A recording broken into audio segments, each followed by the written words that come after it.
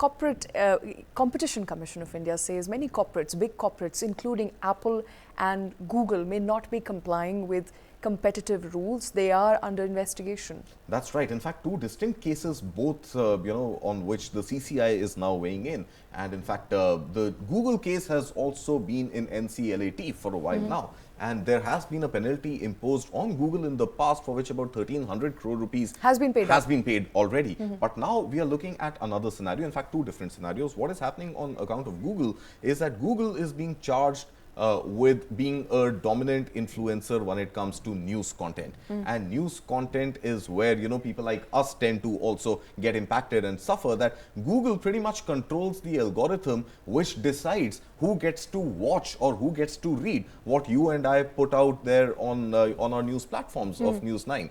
And it's not just News9, it's the entire industry out there which is saying that Google's dominance needs to be challenged, that Google alone cannot decide whether our articles and our content should be shown to end viewers or not. And the rate at which Google changes its core algorithm, its overall SEO guidelines, its best practices is almost impossible for any news publisher to comply with on a daily basis. So that is as far as Google's case is concerned, which says that CCI is saying that, a dominant influence may be, uncalled for at some level being exercised by Google when it comes to news content. Apple is facing a very different problem. Apple's problem with CCI, as has been with the rest of the world, is anti-competitive practices on its app store.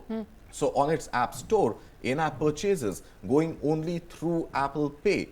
Apple charging a commission of upwards of 12%, 13% on an average, sometimes going as high as 25% or so, and restricting its users to be able to use any other competing apps similar to the ones that Apple offers itself. So it's an app store challenge which Apple is fighting or is likely to fight CCI on, whereas it is a dominance of news content discovery that Google is fighting. But both have been conflicting with each other, with courts across the world, with the European Trade Commission, with lawsuits in US, and India being no exception. All right. So when we say anti-competitive, for the benefit of our viewers, what does that really mean? What does it mean? You don't allow free Google and fair competition to exist. Right. You don't allow... So you don't allow smaller players to get the same sort of market I don't think it's or exposure to necessarily market that you have versus a bigger player. I think it's but a they are function bigger of players. What are you gaining from whom at the end of the day?